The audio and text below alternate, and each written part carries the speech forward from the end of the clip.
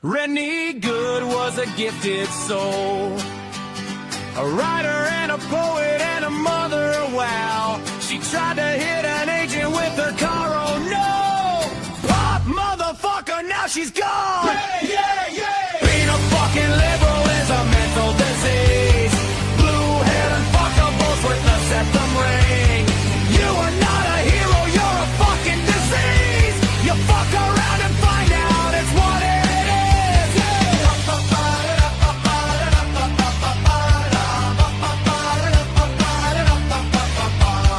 Jeffrey Pretty was a Jewish homo. Started talking shit to protect a chomo. He was getting nicked when he pulled a gun. Bam, motherfucker, now you're gone! Yeah, yeah, yeah! Being a fucking liberal is a mental disease. Blue-haired and fuckables with a septum ring. You are not a hero, you're a fucking disease. Fuck around and find out what that is.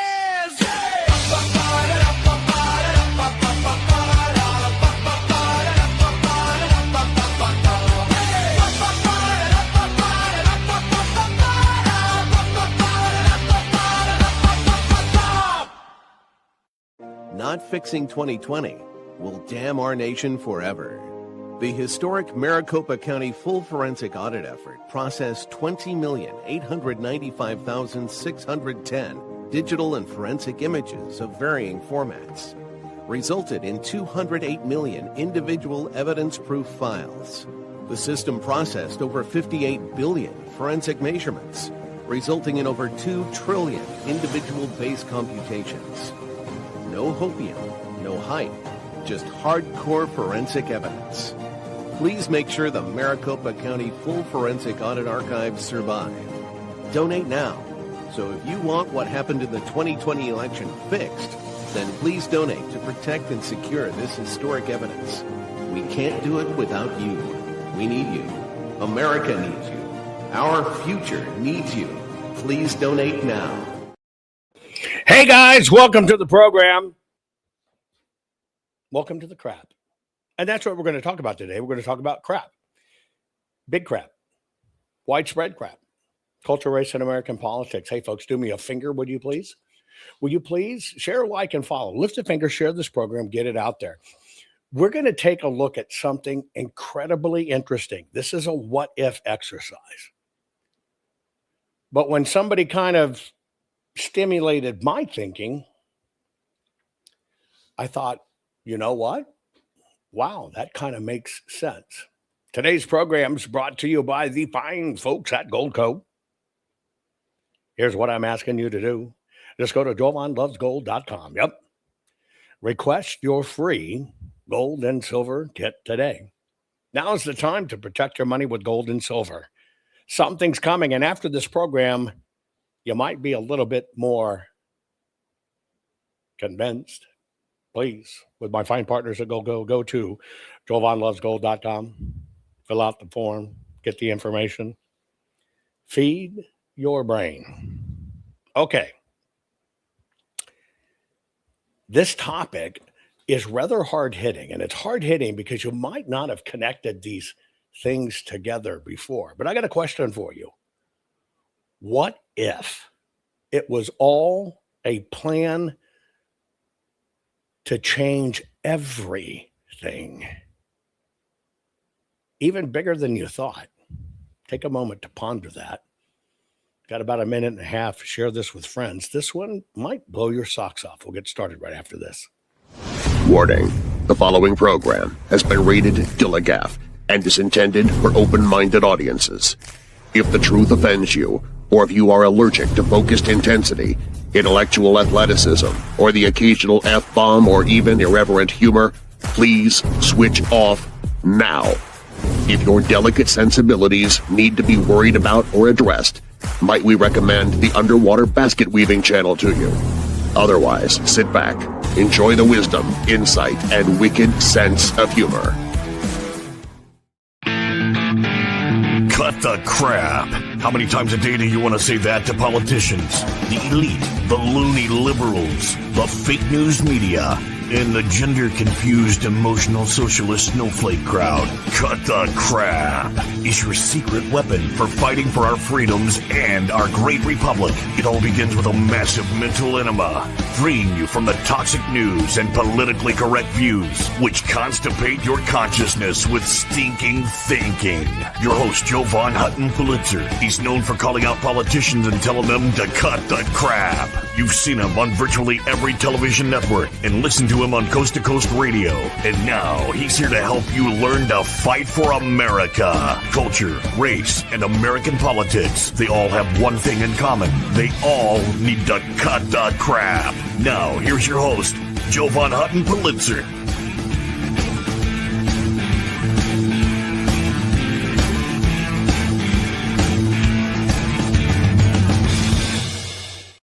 Okay, guys, get ready for a wild ride. Here's the question. What if it was all a plan to change everything? You'll have context in a minute, but what if it was all a plan? I'm talking everything. What if everything was a plan? First, we're going to start with a few little pop quiz questions. Put your answer in chat. If the grand powers that be in this world we live in,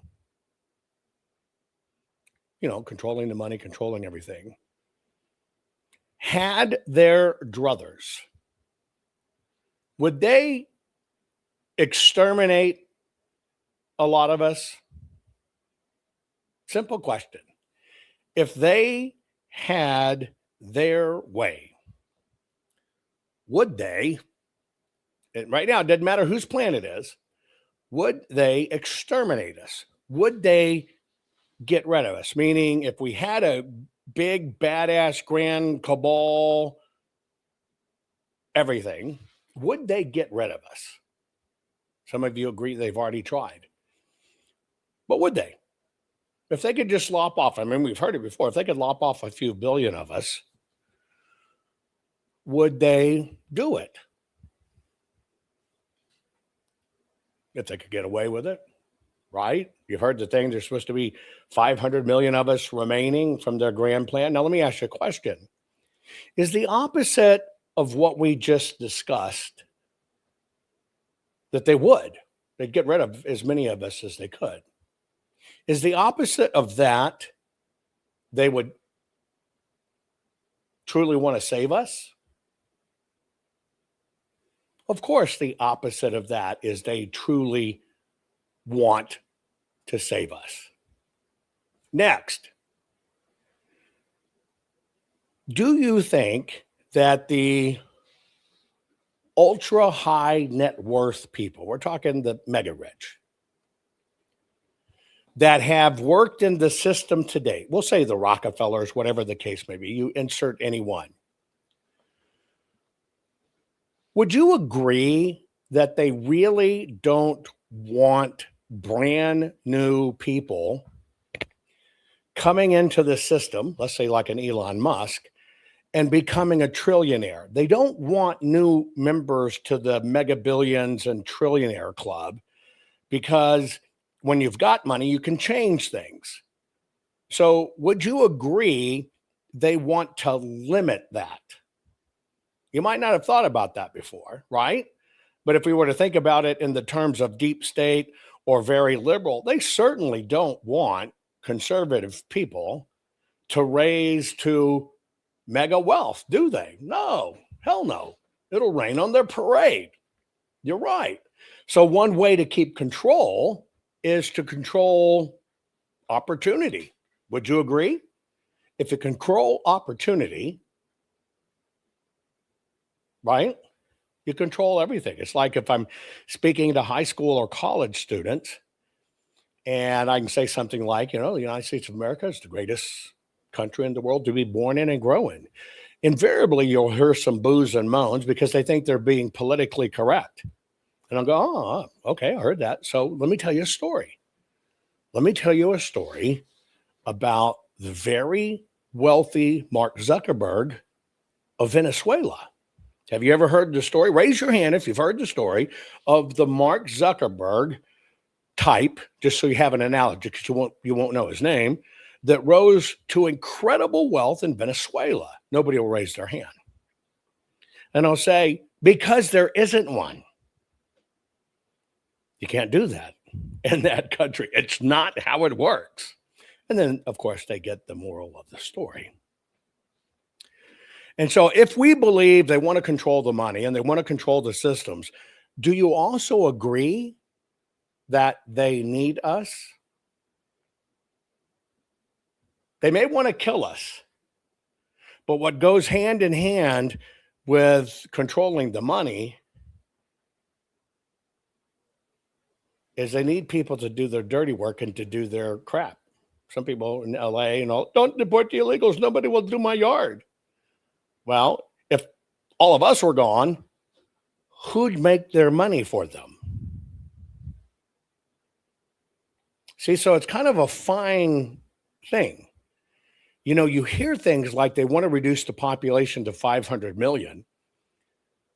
But if that person's only worth $1 a year to you, it's not very much money. So we got to be the producers. We got to be the slaves.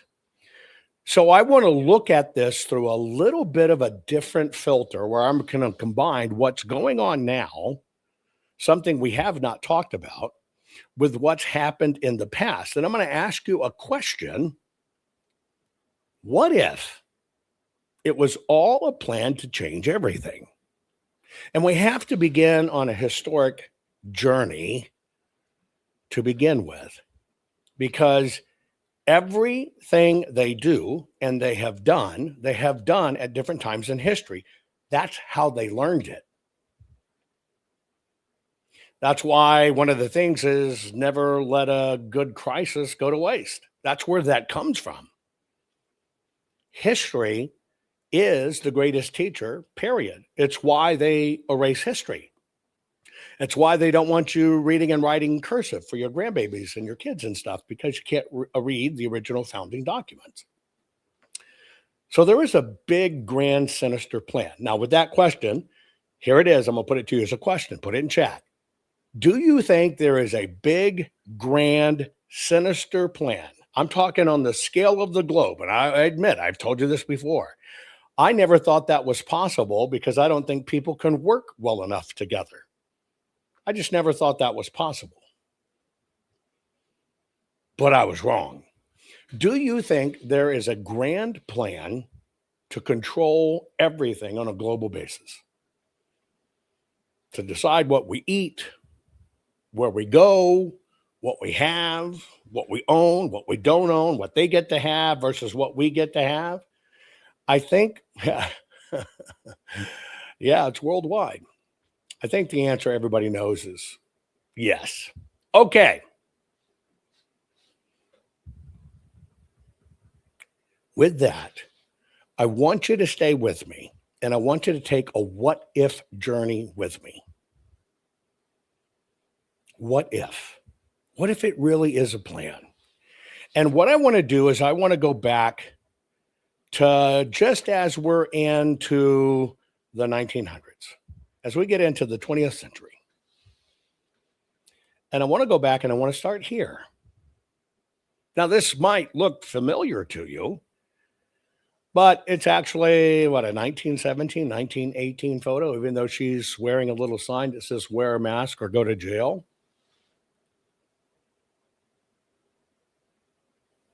What? Yeah, she's wearing a sign that says wear a mask or go to jail. In fact, it was all over the news, San Francisco. An ordinance compelling the wearer of gauze mask by every person in San Francisco as a means of preventing the spread of the influenza epidemic was passed by the Board of Supervisors at the request of the Board of Health. Penalties for violation are fines ranging from $5 to $10 or 10 days imprisonment or both. The ordinance is immediately effective. Masks may be discarded only in homes or during meal times. The total number of cases of Spanish influenza in California had passed 50,000 today. Kind of sounds familiar, doesn't it? Can you agree that sounds familiar? So to bring you up to date on history, I'm going to give you a little bit of history to watch, and it's the retelling just to get you up to speed on what I'm about to talk about. We're going to come right on into modern day of what happened during, oh no, did they say Spanish flu? Didn't President Trump say China flu? Oh my God, how racist. Okay, here we go. This is the history of the 1918 flu pandemic in 7 minutes. Ready? Go. Countries all over the world crippled by an invisible enemy. Economies devastated. Millions dead, even more sick. The year? 1918. And a virus just sparked one of the deadliest pandemics in recorded history. At the time, the 1918 flu pandemic was often referred to as the Spanish flu. But it actually isn't Spanish at all. There are several origin theories, but the only consensus is it definitely didn't start in Spain. The flu was identified in early 1918 at a military camp in Kansas, where 48 soldiers died. So by one theory, the so-called Spanish flu could actually be American, or it could be French. Some believe the flu started in the trenches of World War I in Étaples, France, or possibly even Aldershot, UK. A third theory traces the origin to an outbreak of a respiratory disease in China's Shanxi province the year prior. Historian Mark Humphreys found records showing a group of Chinese laborers mobilized to work on the Western Front, 3,000 of whom ended up quarantined with flu-like symptoms. So why did people start calling it the Spanish flu if it was American, French, or Chinese in origin? The pandemic hit in the latter part of World War I, and Allied censors downplayed the spread of the virus to avoid lowering morale. Since Spain was neutral, it more accurately reported the flu's spread. The Spanish king also fell gravely ill with the virus, getting headlines outside of Spain. Together, this gave the false impression Spain was more affected by the virus. So why was this particular strain so deadly? It started like all influenza, a virus transmitted person to person via airborne respiratory droplets, like coughs or sneezes. The 1918 flu became an outbreak because it was a new strain, and people had no immunity to it. This new strain appeared after an H1N1 virus that likely originated in birds made the jump to humans. But why did it affect so many healthy young people? Modern scientists have reconstructed the strain, finding it caused a cytokine storm, or an extreme overreaction in the immune system. Essentially, the virus used your own defense system against you, causing inflammation in the lungs and fluid accumulation, and sometimes setting off deadly secondary infections. The body's reaction could be so severe that the victim could drown in their own body fluids within mere hours. In the early 20th century, we were ill-prepared for a flu pandemic. First, we had no flu vaccines, no antibiotics to treat secondary infections like pneumonia, and penicillin was still 10 years away from being invented. Second, the flu hit during war. In the U.S., thousands of men fell ill while in the process of being deployed across the Atlantic to fight. Once at the war front, several conditions helped spread the virus. Undernourished soldiers lacked sufficient vitamin B, causing more deaths, and horrible hygiene conditions in the trenches escalated the spread, a sign of what was to come for cities with dense populations living in close quarters.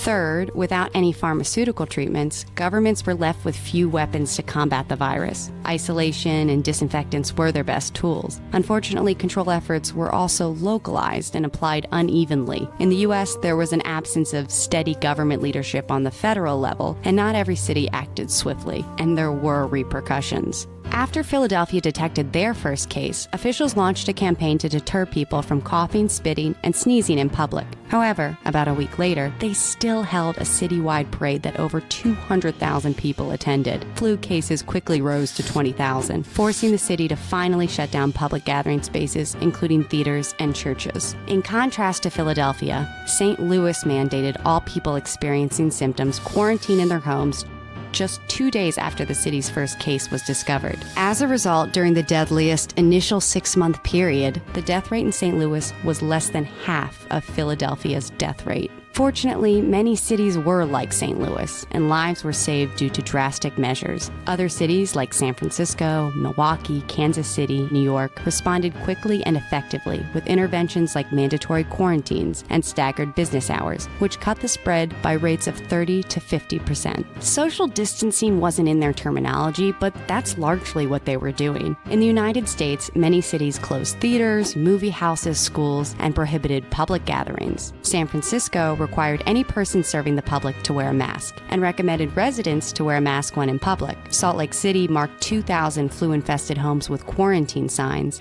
and in Arizona, $10 fines were given to those who were seen not wearing the proper protective gear in public. But the pandemic spread benefited from misinformation and a lack of fact-checking. Snake oil salesmen had a field day. Dr. Franklin Dwayne ran advertisements about a fake home remedy called Dr. Pierce's Pleasant Pellets. Other fake remedies included Dr. Bell's Pine Tar Honey, Shank's Mandrake Pills, and the aptly named Miller's Antiseptic Snake Oil.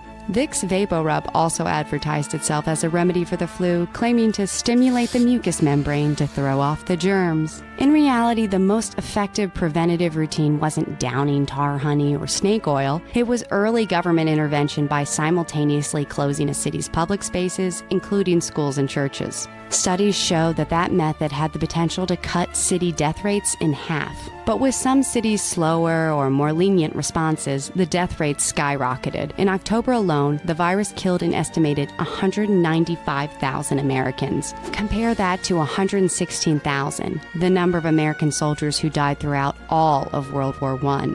War efforts also complicated the outbreak by creating a shortage of physicians, as many had been drafted for the war effort. The Red Cross had to recruit more volunteers, and medical students were assigned jobs as interns or nurses. On the other side of the war, Germans were also struggling. That same month, October 1918, German civilians were hit particularly hard by the pandemic. Researcher Andrew Price Smith notes that the flu significantly hindered the ability of the German workforce to support the war effort, potentially helping end German military efforts. The next month, the war was declared over. Cities like San Francisco, believing the virus was safely contained after the initial wave, lifted their restrictions. Americans celebrated and soldiers returned home, contributing to yet another resurgence of the flu. In San Francisco, 1,800 flu cases and 101 deaths were reported in the first 5 days of January. Cities that had kept interventions in place never experienced another wave of high mortality rates. How did the 1918 flu pandemic end? In the U.S., fatal cases continued through the spring of 1919, and then herd immunity weakened the virus's stronghold. And according to historian John Barry, the virus itself eventually weakened, likely mutating into a less lethal strain. All told,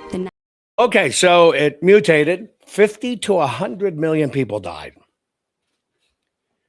Now, what you might find very interesting about that bit of history is, if you go back and look at the data and the origins, it looked like somehow it started with the first really known isolated cases. Really wasn't on the battlefield. It was at a military base in the United States of America.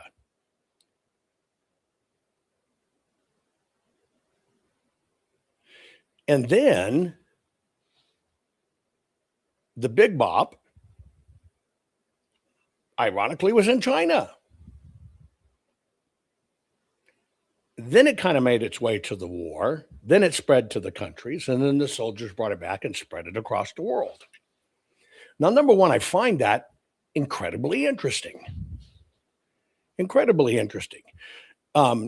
First off, what do you know, right? What do you know about the first big, Wall Street stock market crash? Put it in chat real quick. What do you think you know about it? So that kind of sets up pandemic, scale, travel, etc. Now remember, if you can isolate any infection, disease, or whatever as man, if you can isolate it, you can travel it and put it anywhere you want. You do understand that.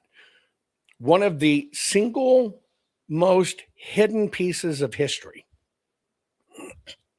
and I'm going to share this with you, only because I've read the documents myself.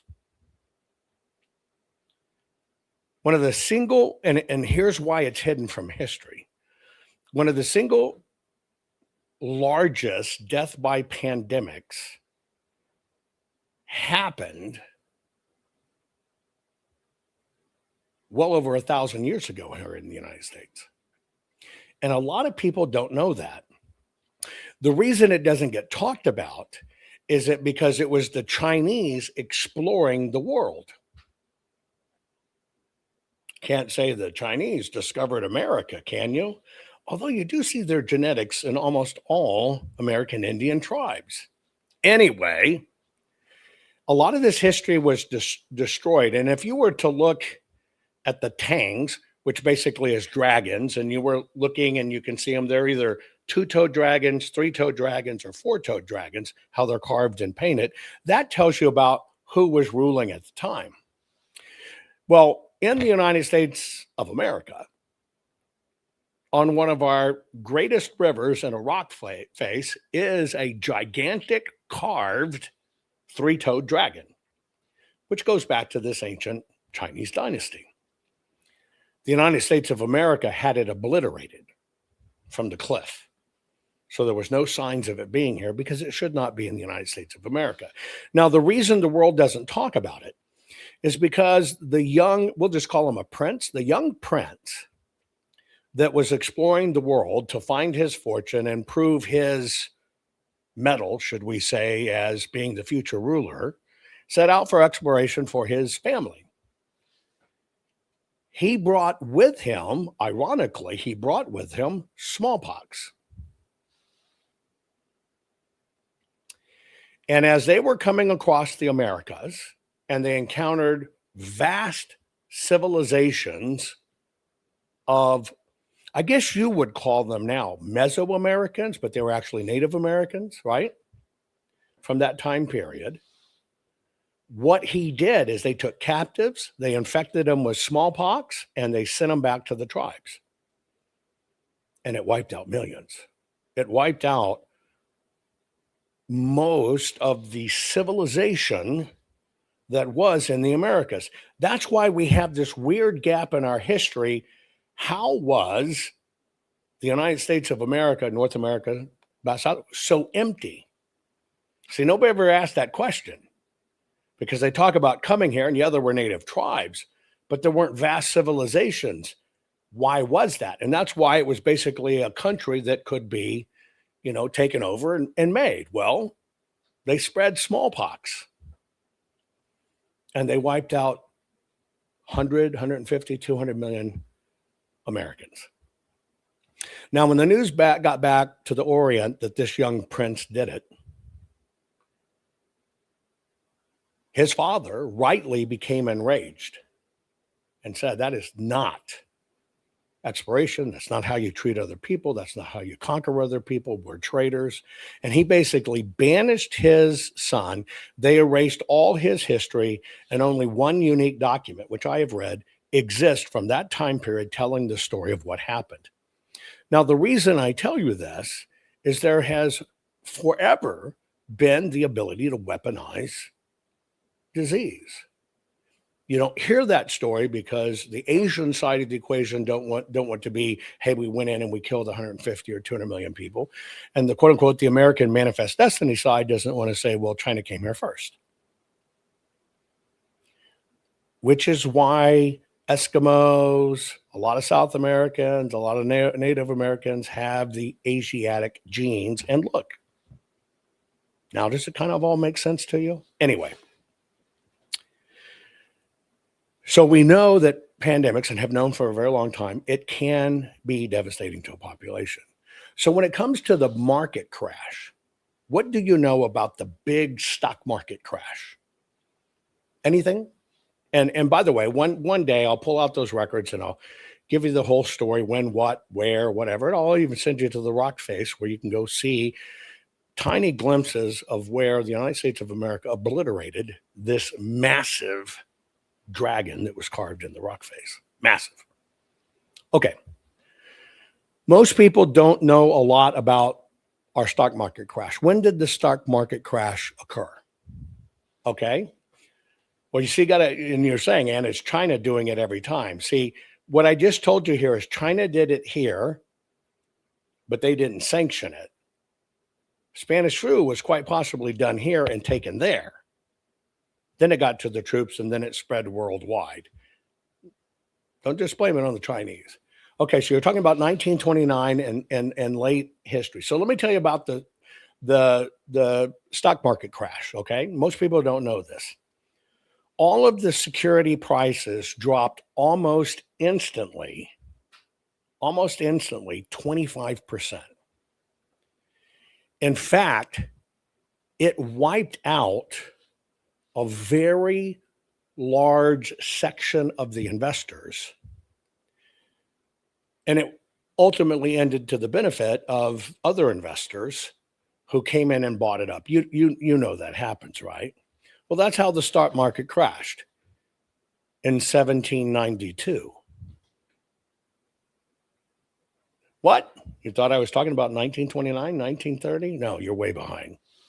In 1792, we had our very first Wall Street crash panic.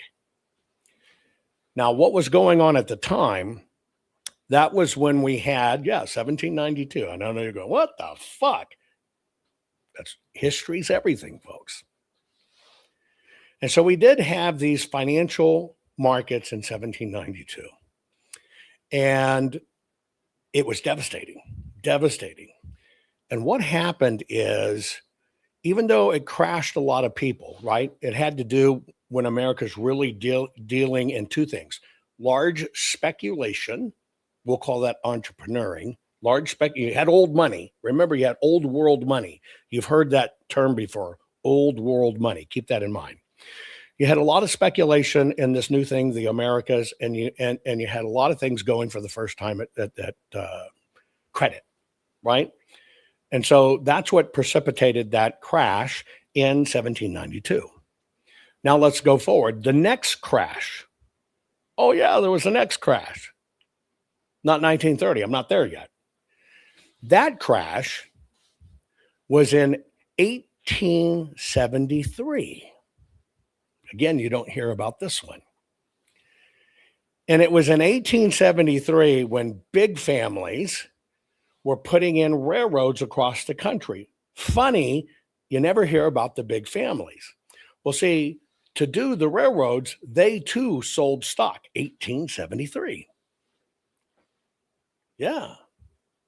And all of a sudden we get this weird crash. It was a financial panic, specifically about railroads and credit. Will the bills be paid? Now, remember, you hark back to time, everybody's worried about bills being paid. So there was this panic spread by the media. What? Rich people owned the media. They were doing the railroads. They sold a shitload of stock. They could weather it out. Other people couldn't. Are you getting the gist? Now we're getting to a second wealth transfer. See, a lot of this was nation wealth transfer at different times, conquering nations. But when you got a free nation, you got to do it differently. So it was in 1873 when we had the second, should we call it, mega wealth transfer. Again, it's speculation. This speculation is specifically railroad. All the big names you hear about were in, but don't think they were just dropping checks. They were leading the charge. And in leading that charge, somehow the newspapers started talking about, oh crap, the bills aren't going to be paid. It led to speculation. The market panicked. And in the market panic, okay, it created nationwide and global panic. And a lot of people started selling, trying to cut their losses so they could get out. That was the panic of 1873. Ironically, you still had people up here at the top of the pyramid who could always weather it out. Okay? Our next one. I'm still not to 1929 and 30 yet. Our next one is called the Panic of 1907. And in 1907, America is basically kicking ass, right? I mean, it's just freaking kicking ass. We are the entrepreneurs of the world. We're the innovators of the world. We're the new type of exploration of the world. We're opening all kinds of markets. You know, we had the whaling market. We had cattle. We had all this stuff. It was going, just boom. Now, this one was caused by what was legitly, because there were so many things involved in the markets now, a legit plunge that might not have been controlled, but the plunge scared people. But this time it didn't just scare the public, it scared the banks. The banks got scared, and all of a sudden, the market crashes. Well, we build back up from 1907 to 1929. You might notice really interesting sub 20-year increments between all of these. Have you picked it up yet? Then we get to 1929. Now, this is what you know when you typically are taught or talk about stock market crashes. It's what created the Great Depression.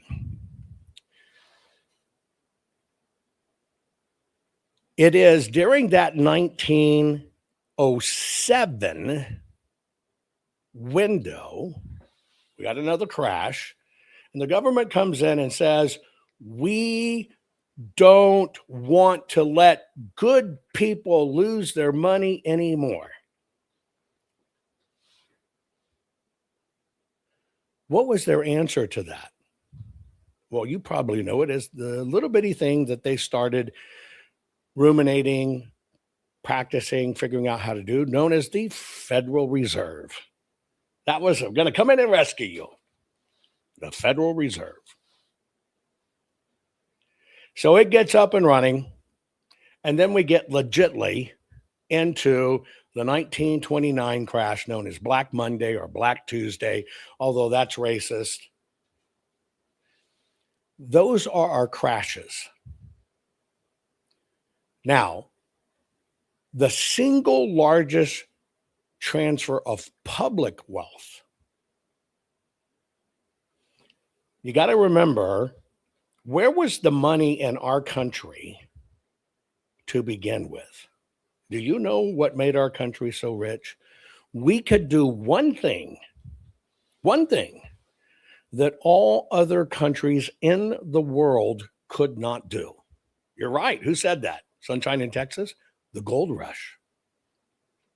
See, you got to understand, in other countries, the countries or the crown still own the minerals.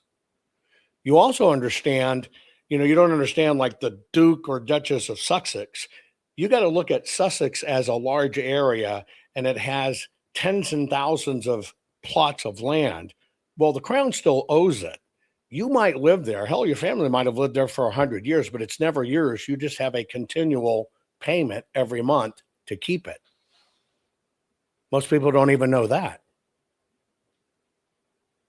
Most people have no idea. You can even look in Hong Kong. You can buy a place.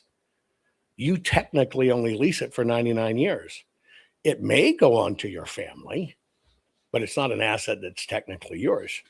Oh, right, that was the crown as well. You have to understand that. So something really radical happened in the United States of America. See, back then, you owned nothing. They understood perfecting the system of servitude and serfdom, even to the land. And they openly tell us, you'll own nothing and be happy. One model broke it all, broke every one of those. And that was the United States of America. Because three things happened. No class, not that we didn't have any class, there were no classes. Number two, our gold rush. If in fact you wanted to go out and pan for gold, 8 to 80, crippled, blind, or crazy, didn't matter. You can get out there, you can pan for gold, and what you found was yours. And then a very novel idea. The land is yours.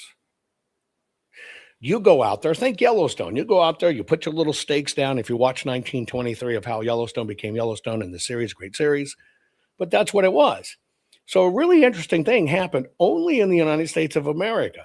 It's yours. And that wealth in the ground is not owned by the crown, it's yours. So you got to understand, in the very short windows I told you about there, we had our gold rush.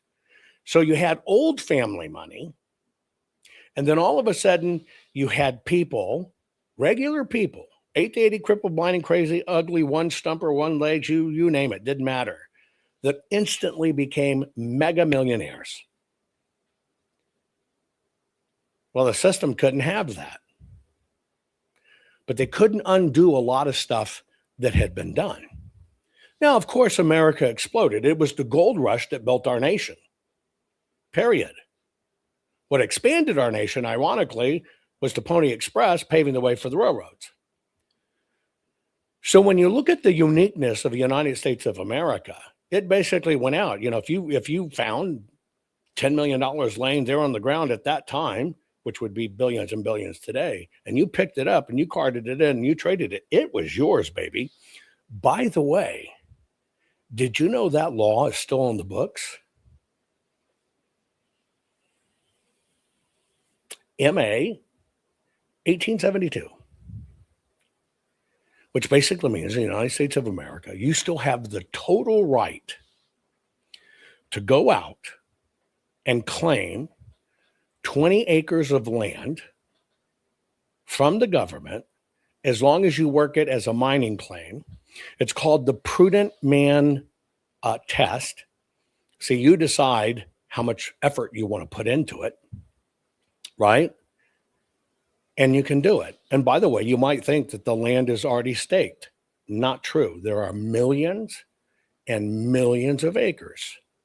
My family is one of these groups. I, as an individual, one of these groups that use that MA 1872 and put together plots of lands all over the country and do it. Let me tell you how this works. Have you ever wondered why you can have a national park that, let's say, is 20,000 acres or 50,000 acres, but all of a sudden you find this little bitty village in the middle of it, 500, 600, 700 acres, 1,000 acres, and somebody owns it? You ever wonder how they owned a national park? Well, it's because if you have the mining claim on it, that's the difference between patented land and unpatented land. If you have the mining claim on it and the government needs money, they have the power to say, hey, you're the mining claimant. Would you like to own this land? Now, since you staked it, you pay a fee for that. But since you staked it and you're working it, the government has the right to sell you that acreage. Like, you might be in the middle of Yellowstone and one of those come about. They haven't done it in decades and decades and decades, but it could happen.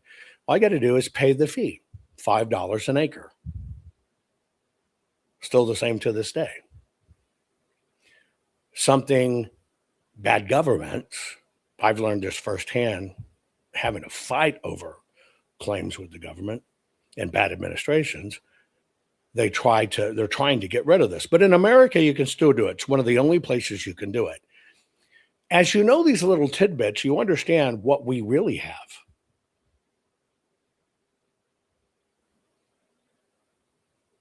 When it comes to mining claims, if you look at the claim standpoint, we own land in 13 states. It's not hard to do.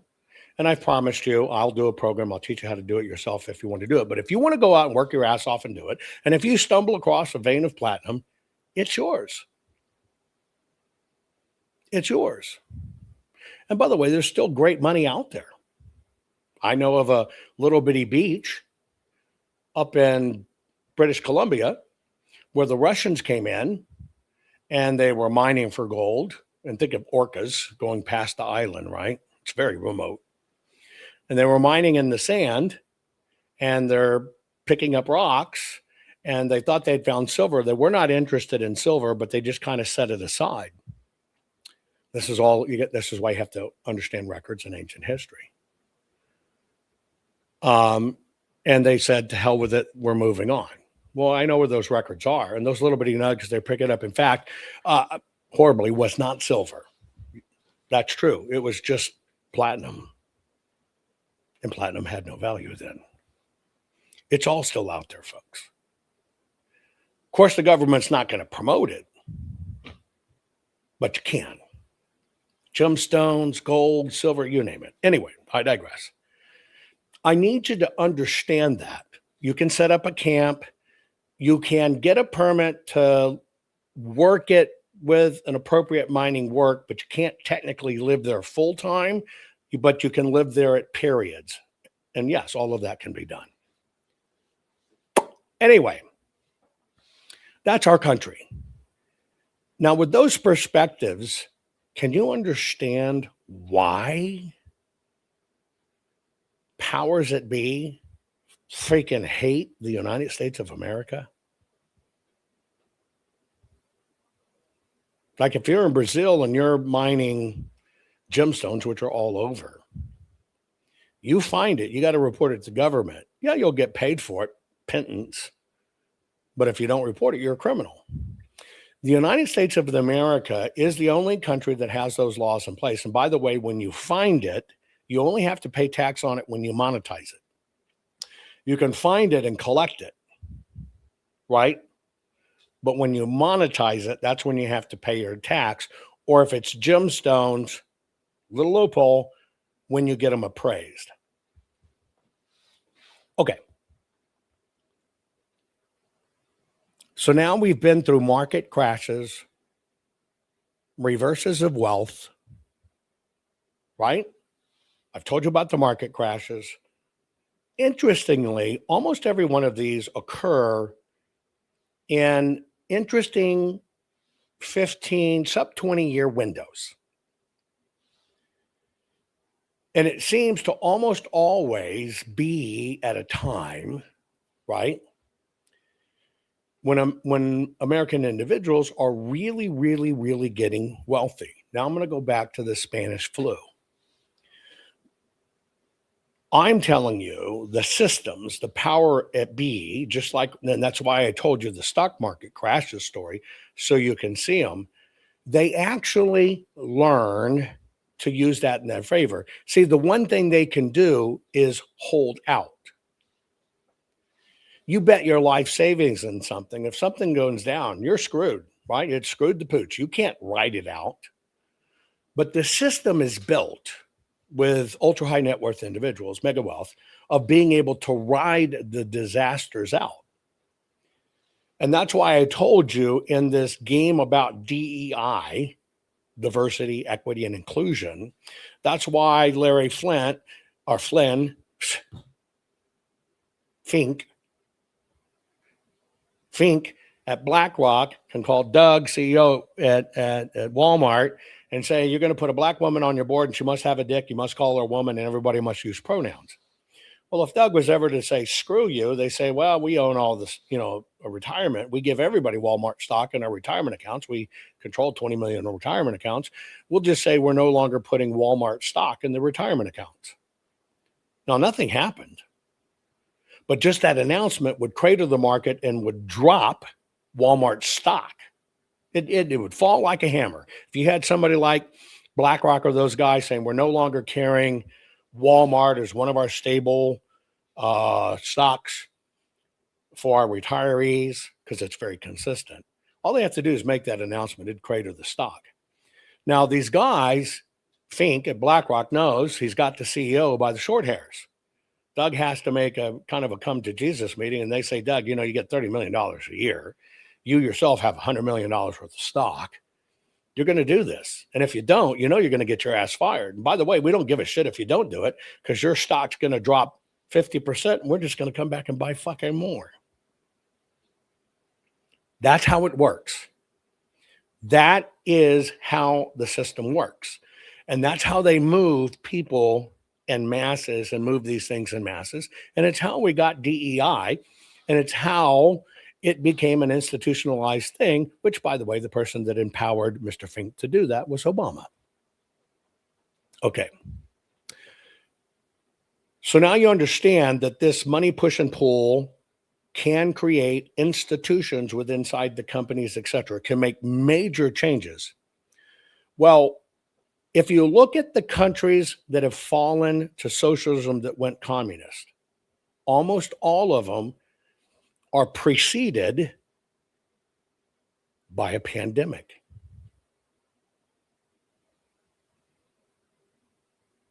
Almost every one of them throughout history are uniquely preceded by a pandemic. So if you look at how money can be manipulated historically, You can see how those who have the weather to ride it out, yeah, they lose too, but it's only for a short term because the stock comes back up. When they start buying it, it'll come back up to its level. That's how the game works. They can ride it out, regular guys can't. But the system learned that you can usher in big things if there is a pandemic involved. You can vacate a country, a nation, like what happened here in the United States of America and South America. You can vacate a nations of people.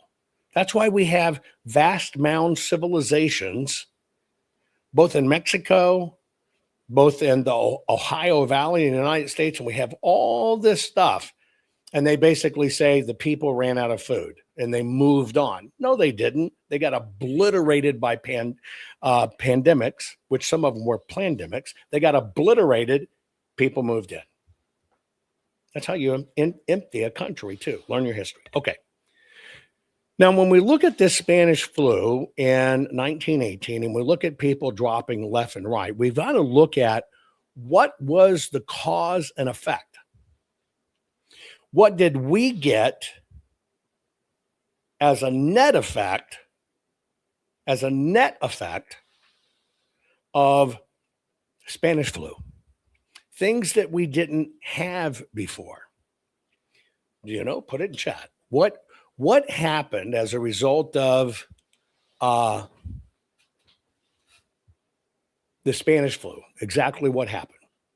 Well, as a result of the Spanish flu, a few things interesting in American society happened. We began to track illnesses. We began to track deaths. We institutionalized most across the nation standardization of IDs, standardization of where are you from? You're from where? Let me see your ID.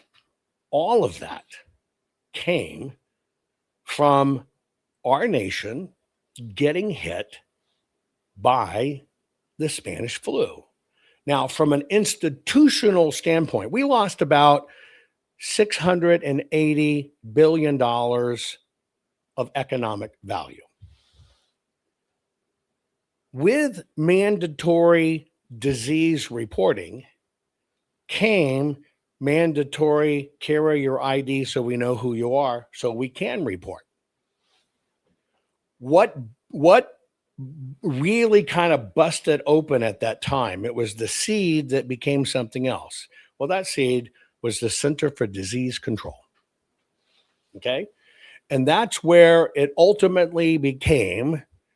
We get through the pandemic, we're working through it, we're trying to recover, everything's broken, that they began to institutionalize what they called the state national morbidity rates and reporting. At the same time, it gave governments, our government, the power to hunt you down. That was the U.S. Public Health Service. So now it empowered our government in the name of health to not only hunt you down, but to conduct house-to-house searches and seizures and quarantines. Every bit of it. That came about also as a result of the Spanish flu. Now, what happened is all of this kind of culminated with all these new laws, all this new stuff, and the United States powers over its own people exploded.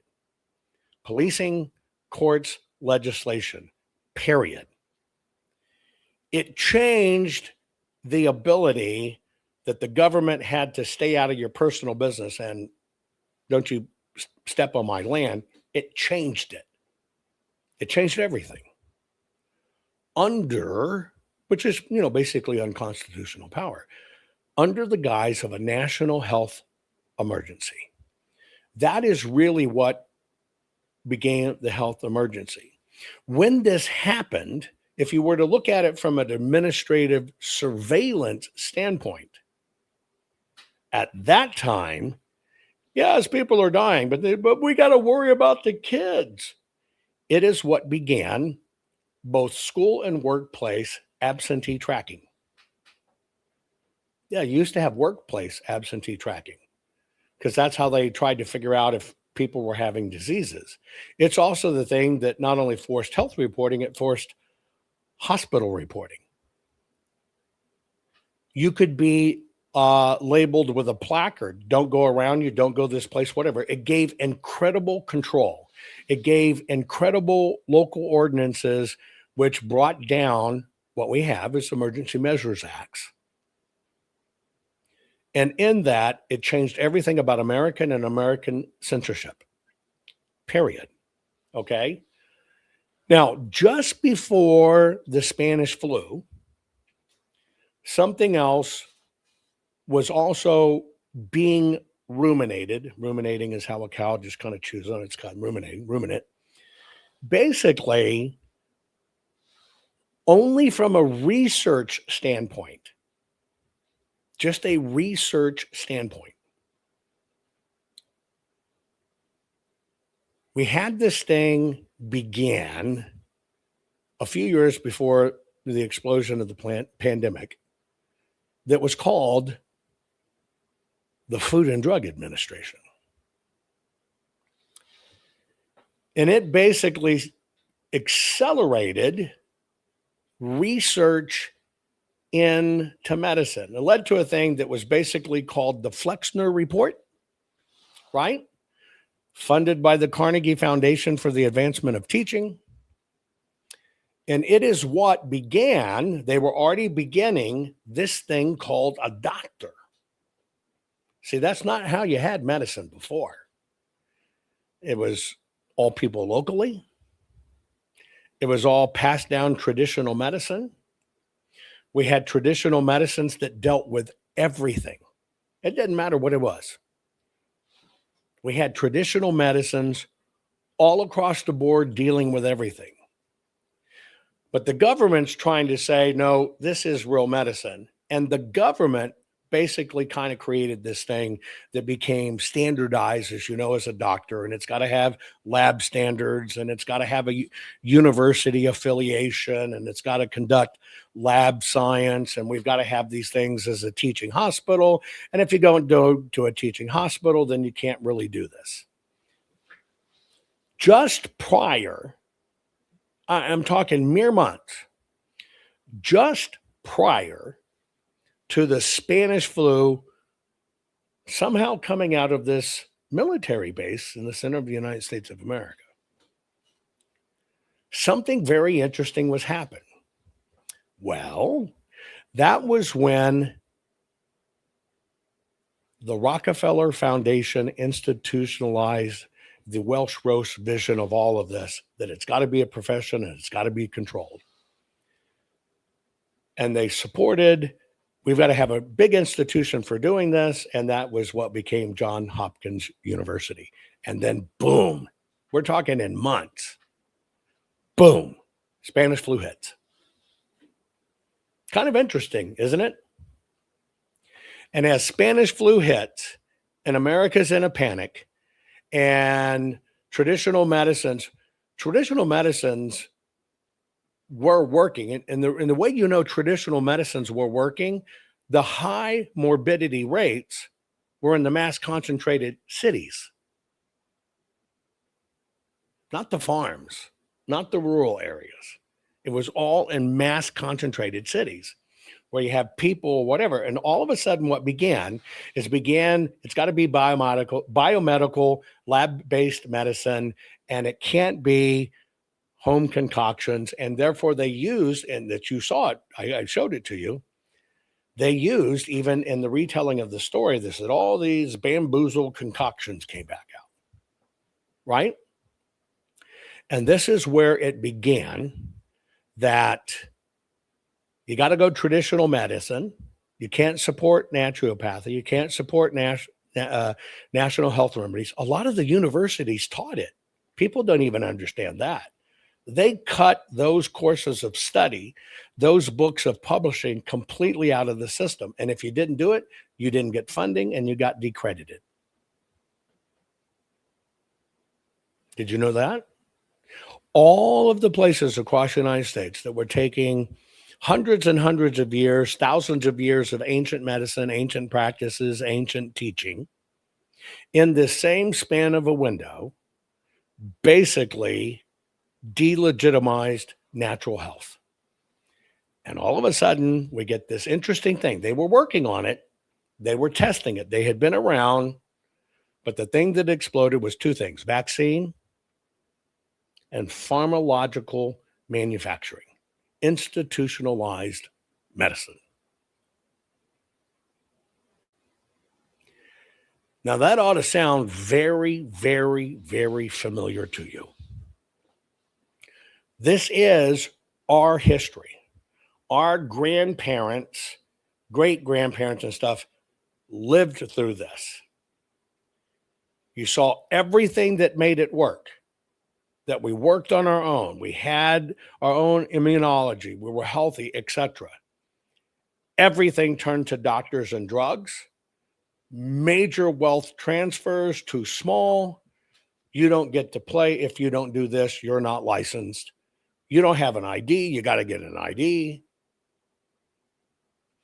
And what they did is they marginalized the people, like in Appalachia. They marginalized the people, says, screw you, I'm not getting an ID.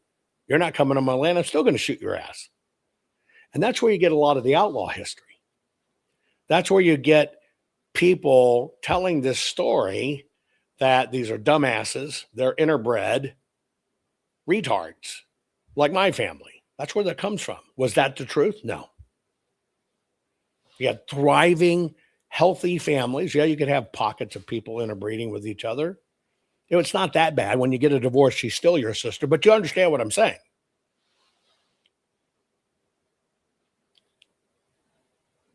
Everything changed. Everything changed. Now, here is the true topic. What if what we've been going through is actually a complete repeating of this process?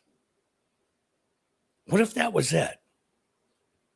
See, what if things like, I'll give you an example. What if things like the release of the Epstein files? Now, I want you to keep one thing in mind. There's new wealth. There is American wealth of great entrepreneurs. There is internet wealth. But one thing there has always been is old controlling wealth. There's classes in wealth. Old controlling wealth. What if part of all of this Epstein crap we're going through, that we're told is leaked to expose the truth? What if it is intentionally intertwining, etc., to destroy collective credibility of the relatively new wealth? We're talking big wealth, but relatively new. We're not talking old world wealth. We're not talking the old Illuminati type set you completely think of. But what if what we're really seeing is a game plan to change control, to change power control? Think about this. In the millions and millions of pages, right? And we see things like Prince Andrew and Bill Gates or whatever, and they did their dirty deeds. Prince Andrew got arrested. They'll do it. But what if that is about trying to destroy super high level people that are not old wealth? Prince Andrew's a little different. Not really destroying old wealth, but destroying political wealth, influence wealth, tech wealth, etc. What if a lot of this, and I'm using Epstein as the example,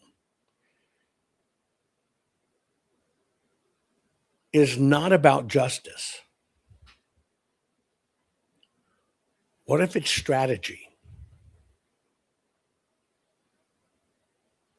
What if it's strategy, a long played strategy? Let me ask you a question. If Epstein died in 2019,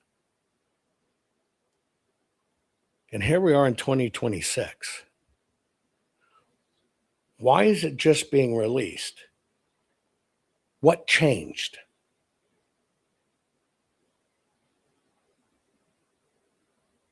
Because it's the antithesis of transparency and truth, isn't it?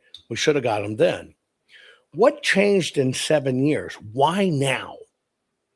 Why now? And so what if all of this is not random, but it's actually calculated strategy?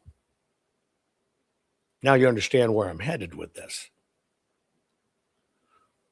What if it's not random? What if it's actually calculated strategy?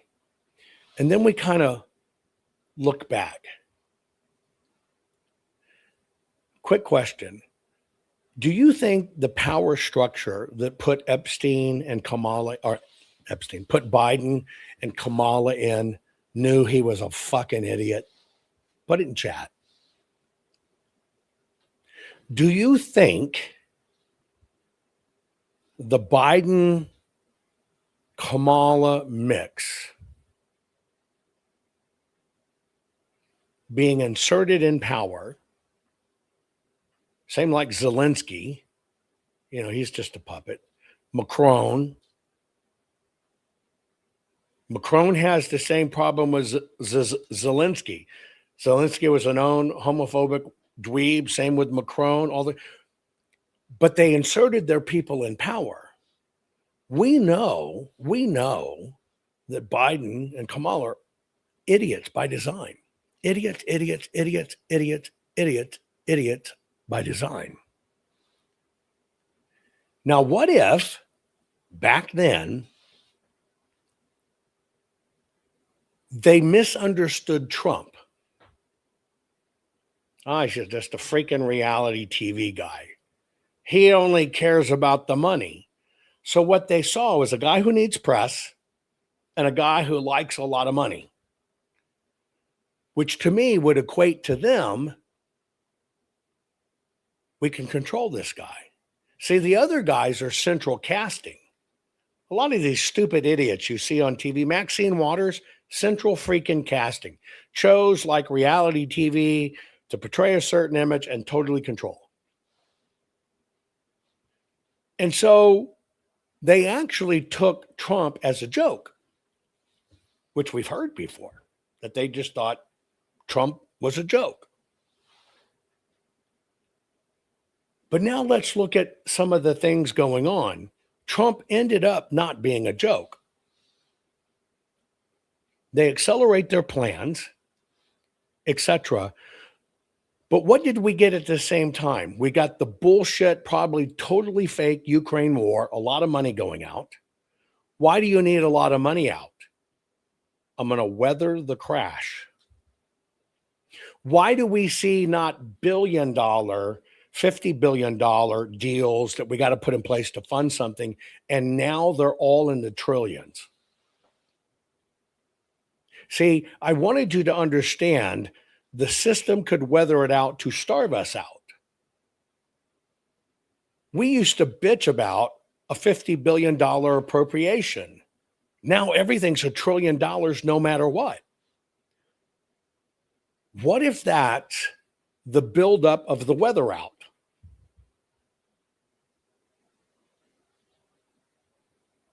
And if you play the game, they're going to make sure you have money to ride it out. And that's why AOC, cute, great Hooters, dumber than a stump, $20,000 a year, a bartender is worth $40 million. You understand what I'm saying? Play the game. We'll reward you a little bit. We're not going to take you up here. But how did this all kind of come about at the same time? And the Middle East exploded, Russia, Ukraine exploded, Middle East exploded, and fucking China and Taiwan. All at the same time. How did they sneak a lot of money out of the system before? Wars. What was the one dependable thing where the big guys could draw a lot of shit money out? War. Start a war. What did Trump not do? End wars. See, I think they thought Trump was just about money and ego. And they found out the hard way he's a fucking patriot. And then all hell broke loose. But if you look at what happened with him and what in sync with him, do you think that is all by coinkydink? I don't. When I start looking at this, what am I seeing? What is this going? What am I seeing? And traditionally, you can't keep on crashing the economy. You got to let people make money. You got to raise a new class. They got to multiply their money. They got to get stable, and then you take it. Well, how did they extract it from the government? Wars. Now think about this in terms of World War III. Is that what we're seeing? Is that what really the old money is trying to do to erase all the progress mankind had made till they get back to the few closely held 15, 20, 30, 40, 50, 100 families? Doesn't matter. Pick your number. And so what if we're watching smart people with money, big high money, that are smart, know what's going on, can see this against the old world evil, true evil, old world that's willing to kill people, and we're watching this power struggle between elites, old world, legacy elites, etc. What if that's about it? What if this is all about, just on the other side, what if this is about eliminating the old world tie? What if this is all about power transition disguised as justice? How do we even have Gates and Epstein information? If he died in 2019 and stuff, photos of them together on the plane or on Epstein's island, if there weren't leaks? I just want you to think about that one thing. We knew a lot of this. We saw these photos, but you got to understand those photos came from somewhere. What if those are timed leaks? Whether you like it or not, they're leaks. If you're in that circle and you're doing that crap, your security is through the roof. If you're in the mix of it, you ain't talking about it. So how did we even get that shit? How did we even get Prince Andrew involved in N? You follow what I'm saying? And the ladies that came out against Epstein were recruited by law firms.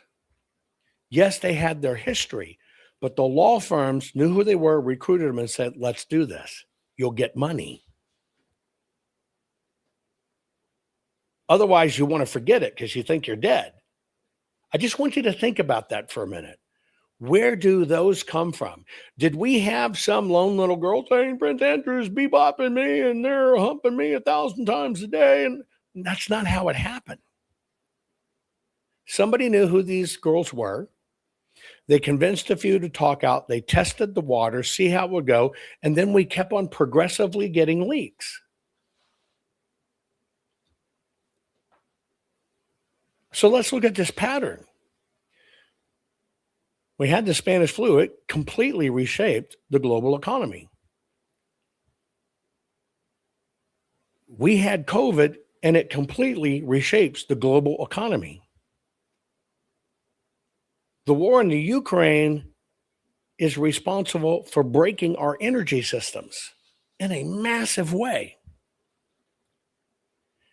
Inflation during all this Biden time destroyed almost everybody's finances and savings.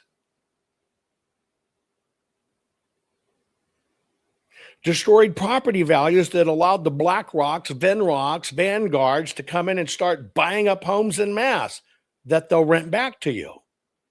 They got them cheap to keep you from defaulting, but that got created. What if the Epstein and the no lawsuits going through and all this shit, no prosecution, is designed just to destroy the institutions. Because I can tell you, I don't fucking trust doctors anymore.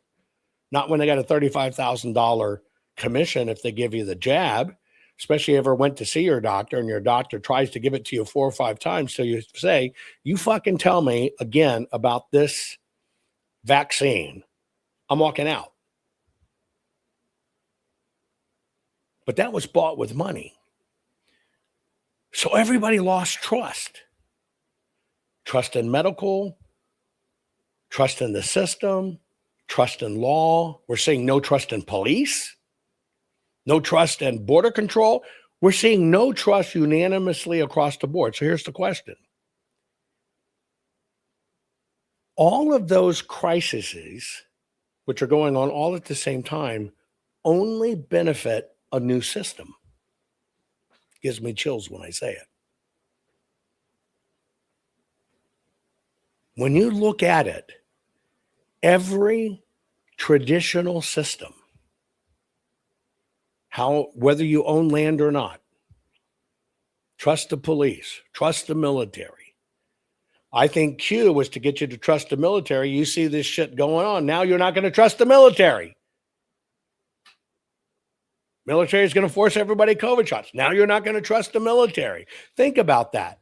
The Q crap had you buy into President Trump was still president.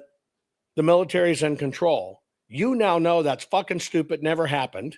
Even President Trump told me that's the stupidest thing in the world. You end up not trusting the military. We're questioning everything. So what if we're in this mix of the old system collapses, which is what's going on? Well, what happens when the systems collapse? What's going on right now? You want a new one. Everybody's begging for a new system. Everybody. You see the government bleeding us dry, and after all these years, we finally see how much is going out of USAID and how it was done. Finally, after all these years, you know how you plug those holes? Digital currency. You could track it all the way through, even at the government level. So is all of this designed to destroy what we know as the system? We'll call it the old system. For something brand new to come in its system that's more likely going to be digital currencies. It's definitely going to be social credit stores. It's going to be a lot more surveillance. And you're going to accept it. Why? All of those things you hate. What's the one thing that will make you accept it? Well, at least it's not being run by a bunch of fucking pedophile elites.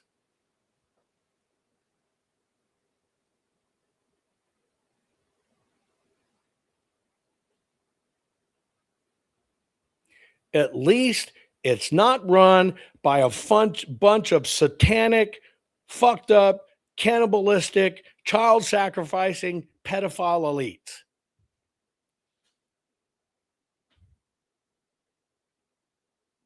What if we're being manipulated? And that's why I said this is only a what if exercise. All of these elements exist. The question we must ask, is it a few bad apples, 24 bad apples, a fucking crate, or a cargo load of apples, or is it the whole system? What if we're being manipulated and they're using examples they created, they infected? It's like I told you earlier, it's smallpox. You carry that little sample of it, boom, you infect it, you wipe it out. What if all of this were plants into the system to make things break, to make every fucking thing look evil, unpatriotic, un-American, and whatever, but they're really, in scope, fairly isolated examples, but they've sold us it's everything. And finally, you get to the point, the system is so fucking evil, we need something new and good. What if it's about making everything, no matter what it is, look evil, so you will simply accept something else?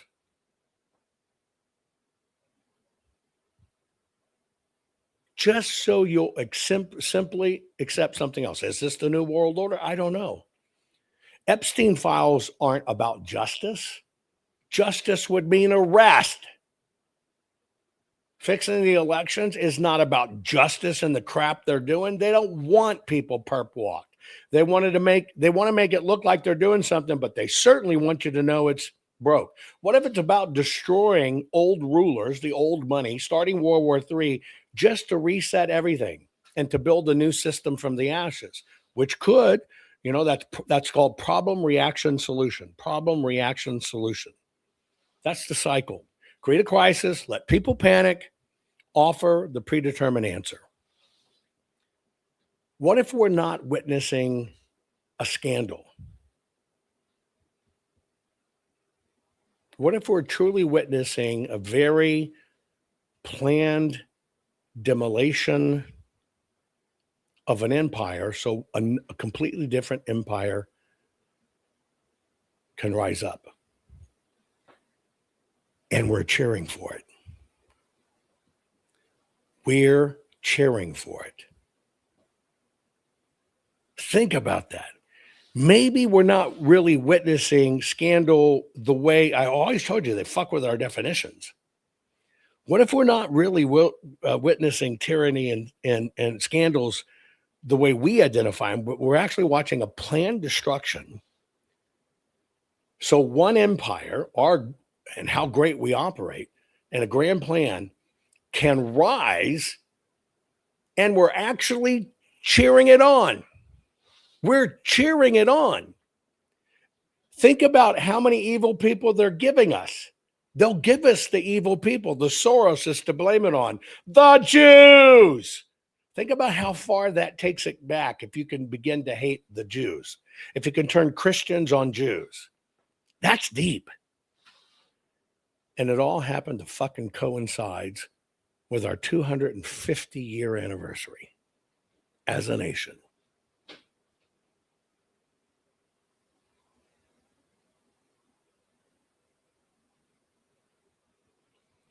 When I saw the pieces this way, I went, fuck. And maybe it is getting rid of the old world order, but we know what the new world order is. And we're not in control. And every one of those communist manifesto fucking things failed. The 45 list, every one of them came to fruition. And look at all that's culminating with the 250th anniversary of the birth of what made everything work in a greater way that was really about people. Something to think about. Something to think about. And I'm telling you, that is why we got to fight so hard for this evidence to show how bad it is. Share this program. I love you all. Not fixing 2020 will damn our nation forever. The historic Maricopa County full forensic audit effort processed 20,895,610 digital and forensic images of varying formats, resulted in 208 million individual evidence-proof files. The system processed over 58 billion forensic measurements, resulting in over 2 trillion individual base computations. No hopium, no hype, just hardcore forensic evidence. Please make sure the Maricopa County Full Forensic Audit Archives survive. Donate now. So if you want what happened in the 2020 election fixed, then please donate to protect and secure this historic evidence. Rennie Good was a gifted soul, a writer and a poet and a mother, wow. She tried to hit an agent with her car, oh no! Pop, motherfucker, now she's gone! Yeah, yeah, yeah! Being a fucking liberal is a mental disease. Blue-headed fuckables with the septum ring. You are not a hero, you're a fucking disease! You fuck around and find